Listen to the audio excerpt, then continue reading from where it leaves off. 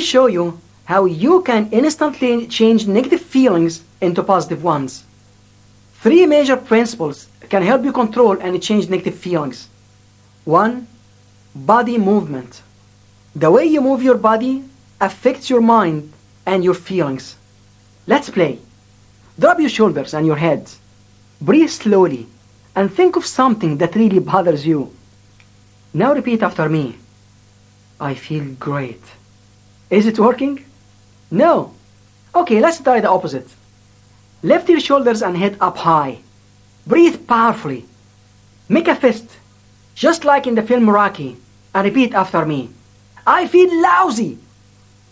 Is it working? No. In both cases, your body movements don't reflect the message to your brain. When someone comes to my clinic and says, I am totally depressed, I normally ask, how did you do that? I want her to notice that her psychological state is mirrored and amplified by her body. So I ask her to describe her body movements. Shoulder hunched, head down, scarcely breathing. Then I ask the patient to stand up, to hold her shoulders back and her head high, and to breathe deeply. Then I ask, how do you feel now? The patient answers, I feel better already. Okay, I joke, pay me. The way you use your body affects your feelings. Number 2, facial expression. Do you remember how many muscles you have in your face? 80 muscles. Each muscle is connected to an area of your brain. So if you are happy, you smile. If you are joyful, you laugh. If you are upset, you frown. By changing your facial expression, you can change your feelings. Let's try this. Put a smile on your face. So what if someone looks at you and thinks that you're crazy? At least you have got his attention. When you smile, how do you feel? Now frown. Put that angry look on your face. How do you feel? A university hospital in California conducted a research study on facial expressions. When they found that facial expressions had a very strong impact on people's feelings, they started treating the patients with smiles.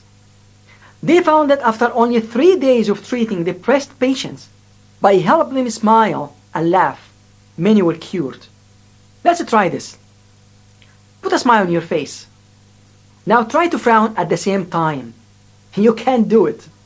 When you try to smile and frown at the same time, your unconscious mind becomes confused. You cannot do 2 things at the same time, but you can replace one action or thought by another one. Let's try another experiment. Think of something or someone that caused you to feel bad. Now think of a time when you were laughing like crazy and notice your feelings. When you smile, your adrenaline level drops and your endorphin level goes up. The increase in endorphins causes you to feel happier and less tense. So the next time you are faced with a challenge, put a smile on your face. I know that may not be easy sometimes, but do it anyway. Fake it until you make it. Number 3, internal representations. No matter what you do, you will always do it by using your 5 senses. In neurolinguistic programming, we call them modalities. How you see, hear, taste, smell, or feel anything or any experience has its own structure. If you change that structure, you can change the experience itself. Okay, let's play with this idea. Think of someone who makes you feel bad. How do you feel? Now imagine his face with big bunny ears. How do you feel now? If you change the structure of any situation, you can change the entire experience. When you have a bad feeling, you use your 5 senses in a special way. It is the same when you are happy and feeling great. You have a special structure. Let's alter the structure of a situation. Notice how easily you can change your emotions. Number 1, think of a situation from your past that made you feel bad. Number 2, when you think of that situation, notice the first thing that comes to your mind. Is it a picture, a sound, or a feeling? If you say, I see myself doing something, then the first thing that came into your mind was a picture. Now notice the second thing that comes to mind after the picture. Is it a sound or a feeling? If you say a sound, do notice what that sound is. Is it your voice or something else?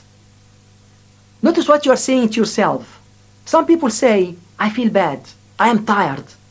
So what is your word? Now notice your feeling, and notice where it is located in your body. Is it your stomach, your chest, your shoulders, or your head? Now we have a complete structure of how your bad feeling is represented inside of you. Of course, the structure may be different for other people. For example, it could be a sound first, followed by a feeling, then a picture. Or maybe the feeling comes first, followed by the picture, then the sound. Now, notice where that picture is located, and imagine that it is going further and further away. Notice your feelings. Now take the sound and change it to, I can do it. Finally, breathe powerfully, and when you exhale, blow the negative emotion out of your body. Now replace the picture. See yourself feeling great. Say, I can do it, and breathe powerfully. Put a smile on your face. How do you feel? By changing your body movements, your facial expressions, and your internal representation, you can almost instantly change your feelings. Let me give you a powerful recipe that can help you change any negative emotion and feel great. Number 1, write down a negative feeling that's affecting you right now. 2, write down why you have this feeling. 3, write down how you would like to feel instead. 4, see yourself with the new feeling. 5, go back to the old feeling. Close your eyes and notice the order of the structure of your feelings. What is the first thing that comes to mind when you think of that feeling? Is it something you see, hear, or feel? Notice what the second thing is, and then the third thing. 6. Now let's change the structure of your experience. Play with the image. Change the sound. Change your breathing. 7. Change your body movements. Hold your head high and your shoulders back and breathe powerfully. 8. Put a smile on your face. 9. Say, I can do it 5 times. Feeling better? Now let's go further on the road to self-mastery and discover how you can control fears and get rid of lifelong phobias. First, understand that a phobia is nothing but an irrational fear, a strong belief that's true for the person who has it. It doesn't mean it is true for everyone. Let me ask you, do you think that every human being fears aeroplanes? Now how about heights, public speaking, animals, insects, closed places, open places, or any other phobia? Do you think that everyone has this fear? Of course not. But a person who has such a phobia has a very strong belief about the object of this fear because of something that happened at a very early age. So it's not really you who has the phobia, but it is the younger you, the child that you brought with you all these years. Don't you think it's time to release the child? Don't you think it is time to be free and enjoy your life with no limitations? Let's do it. One of my teachers told me, Ibrahim, if you can change the structure of any experience, you can change the entire experience. If we can change the structure of our fear and change its meaning, we can change and eliminate the fear. Let me give you an example and ask you a few questions. Do you like to watch scary movies?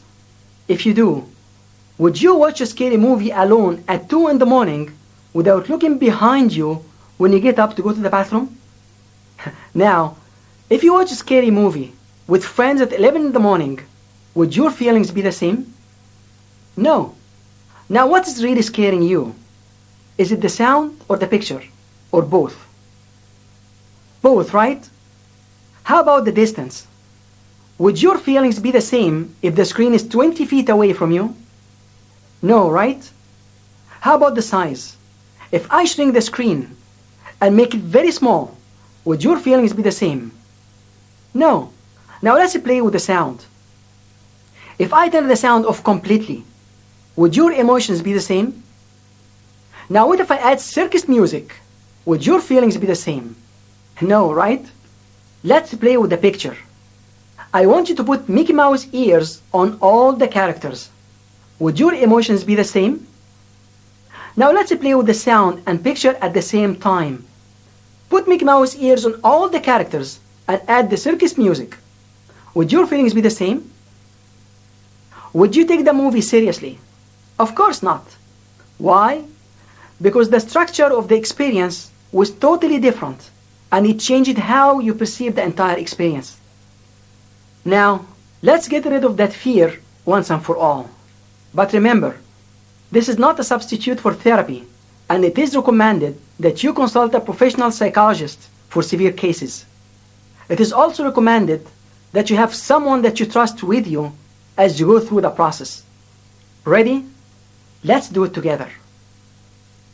Think of yourself sitting at a movie theater surrounded by people. You feel totally safe because two of your favorite people are sitting beside you. Notice that there is a big screen in front of you. There will be a movie playing. It's about the fear that you had. Remember that you are watching the movie and not really a part of it. Make a fist to help you remember that you're not inside the movie. Now, as the curtains open, the movie begins to portray that fear. You are watching from the audience and you can control the movie. Play the experience to the end. When the movie is over, freeze the image. Make it black and white. Now, get in touch with the younger you over there. Use all your talent and all of your persuasion as if you are a mother comforting your child. Listen to the child. Help the child to be free. Tell the child that you are coming from the future and you are doing great. Help the child to become free. Make sure the child is free. When you know the child is safe, extend your arms toward the child and take the younger you in your arms. Feel this moment. Let go completely. Associate to the child you were.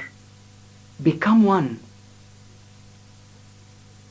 Now, go to the end of the movie and play it backward very fast, like a Charlie Chaplin movie. Do this 5 times.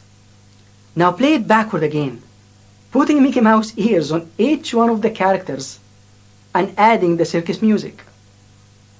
Breathe deeply 3 times and repeat, I did it, and I can do it. Now open your eyes and shake your head and shoulders. So let's verify that this technique really works. Imagine yourself in the future, in a situation that used to cause you fear in the past. Notice your feelings. Now make a picture of yourself, powerful, confident, and free. Make this picture bigger and brighter. Make it closer. And add all the beautiful colors you like to your picture. Step inside your picture. Feel the feelings. Notice how powerful you are. Well, I hate to do this, but leave the picture and take 3 powerful breaths with each one. See your picture floating in front of you and above you.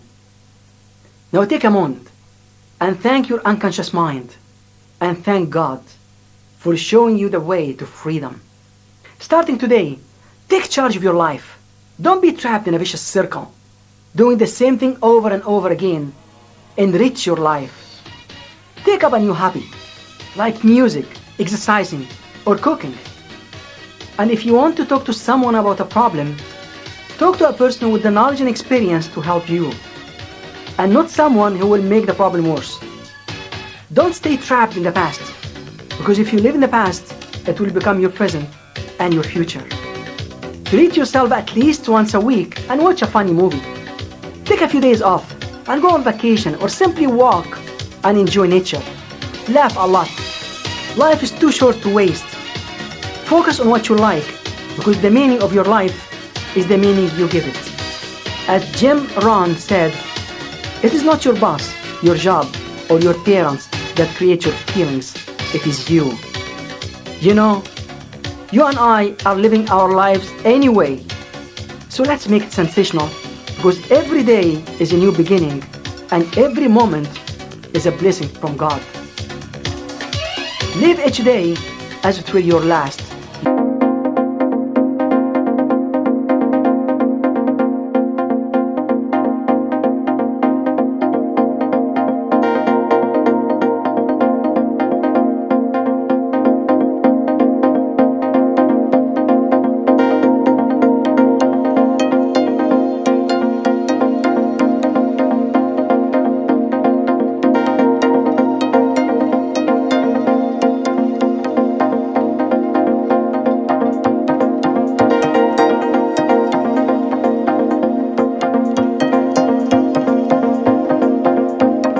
Helen's special recipe was fried fish. Her friend Susan asked if she could watch how the dish was prepared to learn his secret recipe. Helen started by cutting the fish in half. Then she dipped it in flour and began to fry it in oil. Susan asked Helen, "Why did you cut the fish in half? Is there a reason for doing that?"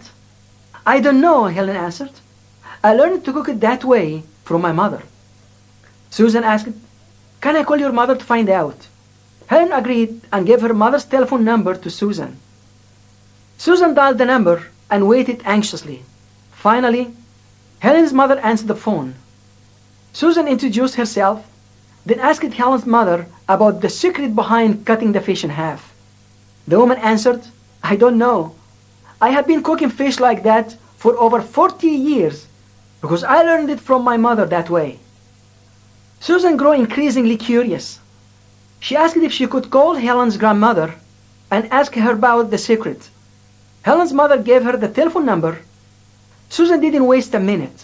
She dialed the number and waited patiently. Finally, the phone was answered. Susan heard someone say, "Hello." Susan told herself, "Now I will discover the secret." She said to the older woman, "When I had dinner at your granddaughter's house, I noticed that she cut the fish in half before cooking it. When asked her why, she answered, 'I don't know. I saw my mother doing that. I called Helen's mother and she told me, I don't know. I saw my mother doing that. Now I'm calling you to know your secret. Please tell me why you cut the fish in half.'" The old woman laughed and said, "I had to cut the fish in half because I had a small pan that could not take the whole fish. You see, since coming into this world, we have been programmed by others to behave in a certain way, to talk in a certain way, to act in a certain way. Now, we are programming ourselves to behave this way. Sometimes we fail to ask if these programs are good and help us to grow and advance in our lives, or if they limit our progress and stop us from being who we really want to be. A person once came to me and said, "Mr. Elfiky, I never cried in my life, and I don't think I know how to cry." I asked him, "What makes you say that?" He said, "I never saw my father crying, not once, and he used to tell me that boys don't cry." The same day, I met another man who said to me, "Mr. Elfiky, I need your help. I cry very easily, and I'm afraid that people think that I'm weak." So I asked him, "Why do you think you cry easily?" He said, "Both my parents cried often, even when they were very happy. They used to tell me, 'Release your emotions.' Interesting, isn't it? One person wanted to learn how to cry, and the other wanted to learn how to stop, and both of them learned to do that by watching their parents." Philip Zimbardo, author of The Essentials of Psychology and Life, said, "We learn general rules and ways of behaving from adult models. Children watch and remember and are motivated to repeat adults' behavior and are able to go beyond what they observe and hear." So what is behavior? Where does it come from? And can we change our behavior? Let's begin with what is behavior. According to Dr. Shad Helmstetter, author of What to Say When You Talk to Yourself, behavior is what we do or do not do. Behavior means action, how we act or do not act. It is what most directly controls our success or failure. So if you like your job, your performance will be great. And if you do not like your job, your performance will be mediocre. If you like to speak a different language, you will act accordingly and study the language. It is the same with music, reading, exercising, cooking, and even shopping. Your results are affected by your actions and your behavior. If your behavior is positive, the result will be positive. But if your behavior is negative, the results will also be negative. Here's a perfect example for you.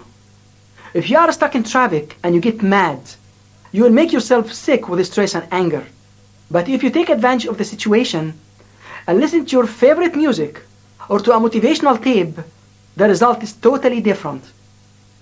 Where does behavior come from? Behavior comes from 6 major sources. 1. External influences. As I mentioned in session 1, external influences create programs that affect your beliefs, attitudes, and behavior. Your first programming came from your parents. If as a child you saw your parents smoke, you are likely to model their behavior and smoke as well. If they told you to be careful and distrust people because people are bad, you grow up mistrusting others. If your father or mother acted aggressively when facing challenges, chances are that you are the same. I was traveling to Quebec City to give one of my seminars. I got thirsty and stopped to buy something to drink. A boy about 12 years old was buying a can of Coke from the machine. First, he put money in the machine, then he gave the machine a swift kick and grabbed the can when it fell into the drawer of the button of the machine. I approached him and asked, "Please tell me, why did you do that?" "Because I want to get a drink." I asked, "Do I have to put the money in, then kick the machine too?" "Of course," he said. "It never fails. And my father does that all the time." I inserted my quarters and waited patiently, without kicking the machine. The can came out of the machine anyway. Much to the boy's amazement, you should have seen his face. Your second programming came from school. If you didn't like your math teacher, you're not likely to do very well in math, and your behavior toward math will be negative. As a matter of fact, the way you see other people behave in school will largely affect your own behavior. I was very good in English because my teacher was an excellent motivator who encouraged me and every other student. As a result, the class average in English was 90%. By contrast, we all did very poorly in chemistry. It is no coincidence that the chemistry teacher was a very critical and sarcastic man who was quick to punish us and never encouraged anyone. School is a very powerful source of influence on our behaviors. The third programming came from our friends. If you choose a group of smokers to be your friends, you will be influenced to smoke and vice versa. If a child decides to skip school, to drink alcohol, or to take drugs, it's mostly because he's influenced by his friends in school. Friends have an important impact on behavior. Your fourth programming came from the media. If you see that your favorite actor abuses drugs or alcohol, you could be influenced to do the same. A friend of mine once told me that his daughter had decided to drop out of school. "Why?" I asked him. He said that she was watching TV and saw one of her favorite actors tell an interviewer that he dropped out of school and became a celebrity in less than 5 years. The media can be a powerful source of influence on your behavior and consequently on what you achieve. 2. Experience. Researchers conducted an experiment on how behaviors are acquired. They put a mouse in a maze. At the end of the maze, they placed a piece of cheese, and 20 inches from the beginning of the maze, they placed an electric wire. Inside the maze, the mouse would smell the cheese and begin to walk towards it. When the mouse reached the wire, the electric shock caused him to flip in the air before running to eat the piece of cheese. The researchers repeated this routine for 7 days, then removed the electric wire and let the mouse back in. Do you know what the mouse did? When he reached the place where he was accustomed to being shocked, he jumped, flipped over, and ran to get his cheese. There was no longer an electric shock, but the mouse had been programmed to behave in a certain way, and that program came to him from experience. A man came to my clinic and said, "I can't trust women. It's painful." I asked him, "What makes you say that?" He said, "I was married and had 2 children. Everything was great until my wife left me for another man and took my children with her. Now I'm alone. I feel ready for a relationship, but not a commitment." And he repeated, "It's too painful." His experience gave birth to his judgment, which affected his feelings and his behavior. James McCullen wrote in his book, Understanding Human Behavior, the results you get from your actions will determine your behavior. 3. Self-esteem. How you feel about yourself and how much you like and trust yourself have a major impact on your behavior. Nathaniel Branden, author of How to Raise Your Self-Esteem, writes, how we feel about ourselves crucially affects virtually every aspect of our experience. A person with low self-esteem may overeat, watch too much television, not exercise, or shop obsessively, seeking to replace the love they are missing. Someone with low self-esteem may also feel inadequate and insecure, doubting their ability to succeed. On the other hand, a person who feels good about themselves and who both likes and loves themselves behaves with confidence, takes risks, achieves better results, and lives a better life. At one of my seminars, a woman in her 20s came to see me during the lunch break and said, Mr. Elfiky, what you said in the seminar makes a lot of sense, but I still hate the way I am. I hate my hair and my nose. I avoid looking in the mirror, so I don't see my face. I asked her, how do you do in your job? She said, I lost my job. My boss said that I am disorganized and slow. How about your relationship? I asked. She said, I live alone. This woman's low self-esteem affected her entire life. What she needed was to shift the foundation of her self-concept and build self-esteem. As I worked with her, I discovered that her father died when she was 9 years old. Her mother remarried, and she was abused by her stepfather. And that was the core problem of her low self-esteem. As we worked to increase her self-esteem, her behavior became more constructive and positive. 4. Self-image. The way you see yourself, that is the picture you have in your mind about yourself, has a strong impact on your behavior. Dr. Maxwell Maltz, author of Psycho-Cybernetics, said, self-image is the key to human personality and human behavior. Change the self-image and you change the personality and the behavior. He also said, all your actions, feelings, behaviors, even your abilities are always consistent with this self-image. Let me give you an example. A salesman who works on commission and earns an average of $2,000 each month will work hard to get that amount. Let's say he was able to generate an income of $1,500 in the first 10 days of the month. Do you know what he is likely to do? He will probably slow down and work less. In the next 20 days, he will earn only another $500 because he doesn't see himself earning more than $2,000 per month. In fact, if he earns more, he will probably feel uncomfortable and start to spend more and sabotage his success. The same thing may happen when someone wants to lose weight. He puts himself on a diet, loses the weight, then gains it back because his picture of himself is fat. Each time he loses the weight, he goes back to his old habits, eating junk food and not exercising. After seeking approval from the children's parents, researchers conducted a study to see how high school students' performance was affected by self-image. They told the students that people with blue eyes are typically more intelligent and achieve better results than people with brown eyes. In less than 2 months, blue-eyed students got A's and B's, while brown-eyed students got very poor grades. Then they told the students, we are sorry, we made a mistake. According to our research, brown-eyed people are more intelligent and achieve better results. You know what happened next? Brown-eyed students got A's and B's, while blue-eyed students' grades declined. Self-image is a powerful phenomenon, and how you picture and see yourself in your mind has a great influence on behavior. 5. Results. What you believe about yourself affects your results.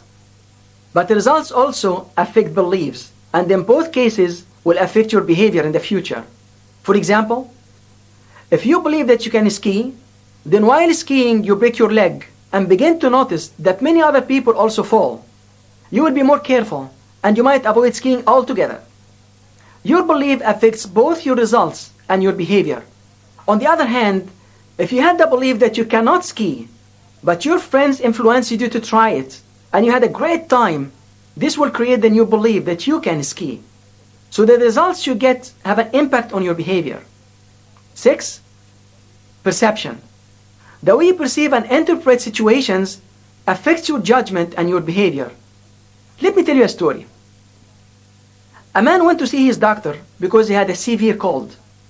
The doctor said, "I am sure I have the answer for your problem." The man said, "I certainly hope so, doctor. I should have come to you a long time ago." The doctor asked, "Where did you go before?" The man answered, "I went to the pharmacist and asked his advice." The doctor asked, "And what kind of a foolish advice did he give you?" The man smiled and said, "He told me to come and see you." Now, how many times have perceptions like this affected your behavior? When we perceive any situation and label it as positive or negative, we tend to behave accordingly. Our perception of any situation or individual has a strong impact on our behavior toward that situation or person. Now let's discover your behavior. Imagine that you had to do some shopping on a very busy street and were lucky enough to find a parking space. But just as you were getting ready to park, someone else rushed in and took your space. How would you behave? How about if you put money in a public telephone and waited for the dial tone, but the machine decided to take your money and didn't give you a line? Have you ever kicked your car because it didn't want to start? Or yelled at your computer because it crashed? Or pushed your photocopy machine because it decided not to work? Have you ever sworn at your fax machine because it decided to break down while you were sending an important report? Do you consider yourself shy, aggressive, or maybe outgoing? Your answers to these questions will determine your behavior. I like what Les Brown wrote in Live Your Dream. He said, "Have you ever started your car, changed gears, pushed the accelerator to the floor, but the car wouldn't move? So you got so mad, and then you discovered that the emergency brakes were on?" That happens a lot in our lives. Many people are not living their dreams because they have their brakes on, the brakes of negative behavior. You and I can make a real difference in our lives and the lives of others when we decide to change our limiting behaviors into positive ones by stretching ourselves outside the comfort zone and expanding our consciousness.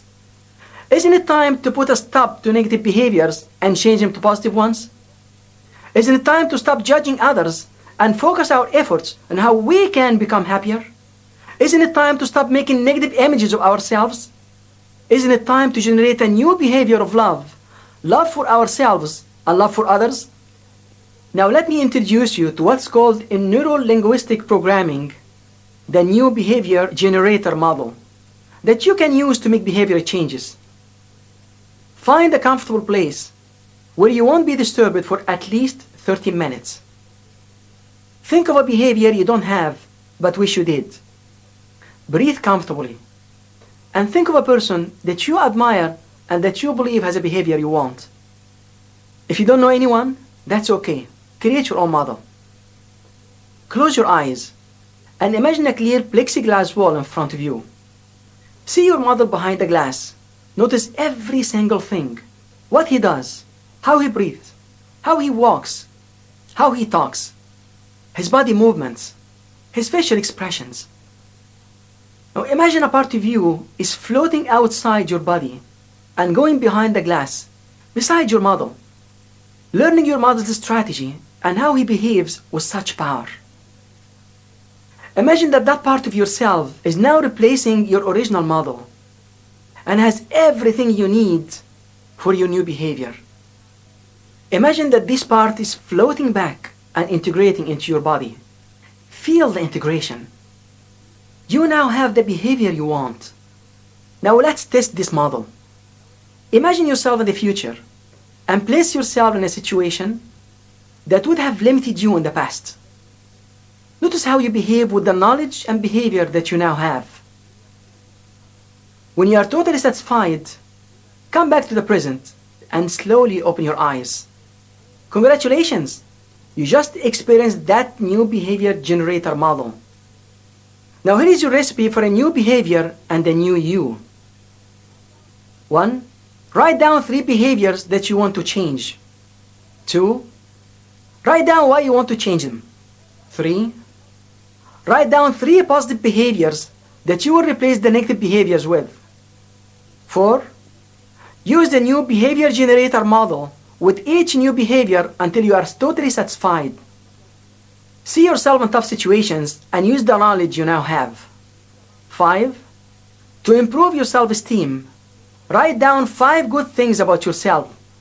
Keep them with you and read them often. Repeat daily. I like and love myself unconditionally. I accept myself the way I am. Every day in every way, I'm getting better and better. 6. To improve your self-image, set aside 20 minutes daily and see yourself as confident, strong, and balanced. Remember, your unconscious mind doesn't know the difference between a real image and an imagined one. The more you see yourself the way you want to be and associate your feelings to it, the more this is programmed in your unconscious mind. 7. Read biographies and autobiographies of people you admire who have the behaviors you want to have.